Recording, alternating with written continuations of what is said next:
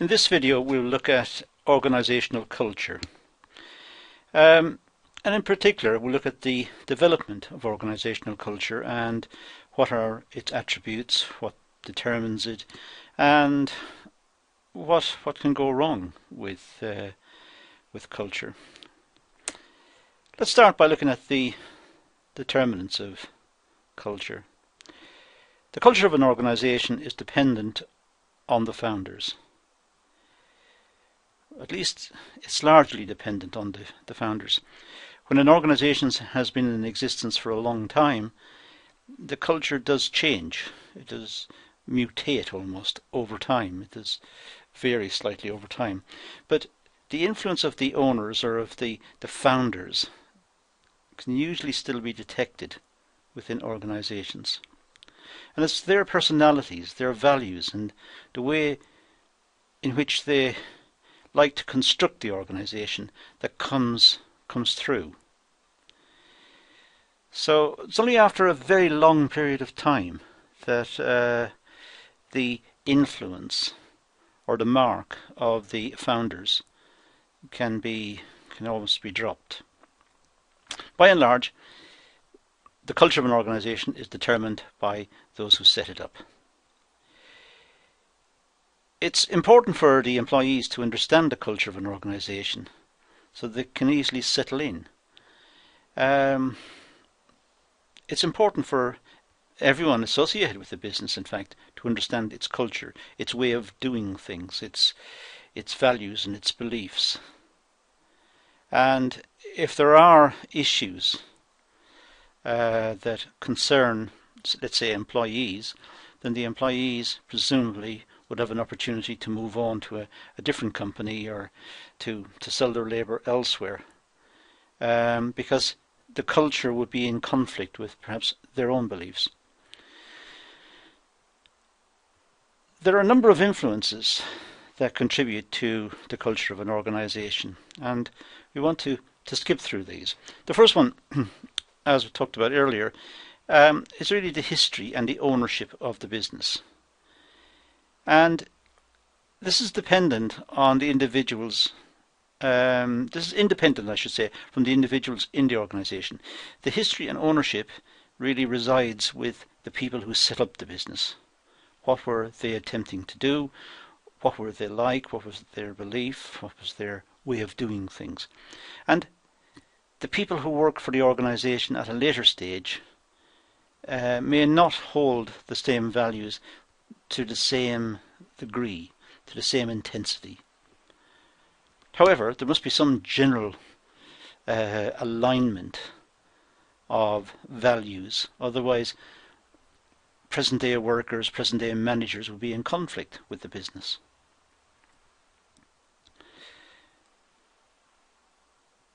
Different ownership styles determine the culture. Whether it's a family business or it's held by one person within a family, or whether the belief was that the workers should have shares in the business, it all determines or helps to make up the culture of the business.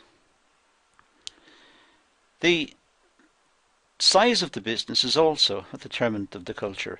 Large businesses don't have that friendly family sort of tradition or background. Large businesses are businesses. They're run on the basis of perhaps efficiency and productivity, whereas smaller businesses, the culture of the manager, the culture of the owner, the culture of the founder comes through more readily, more apparently. So the size of the business also partially determines the culture. Also depends on technologies. Well, if it's a high-tech business, then the culture of the business is really determined by modern ways of working, modern ways of doing things, by the application of perhaps computers or computer technology to solve problems. Whereas in more traditional businesses, perhaps in catering or in, not saying that technology doesn't exist in catering, it does, but in catering or in some of more traditional types of businesses, the culture of the business comes through more easily. It comes through more readily. So in high-tech businesses or businesses with a lot of capital or a lot of engineering type processes, the culture of the business is not readily apparent from what the workers are doing.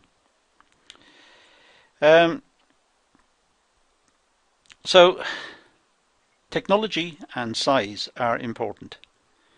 There's some more ideas on the slide. You may stop the video at any time and just note those down.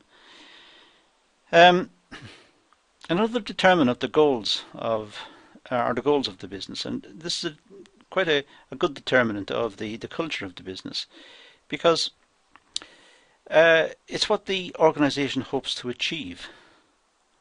And what it hopes to achieve, perhaps, is to satisfy a need or plug a niche in the market. Perhaps its goal is to provide a service. Or there again, perhaps the goal is to make a lot of money, to be profitable and make a lot of money for the owners. So the goals of the business are important. And certainly organisations inherit ideas and skills. And there is a passing down of the culture from one almost generation to the next. New people coming into the business will be acculturated. They will learn the way the business operates. And later on they perhaps will pass on the same values to new employees.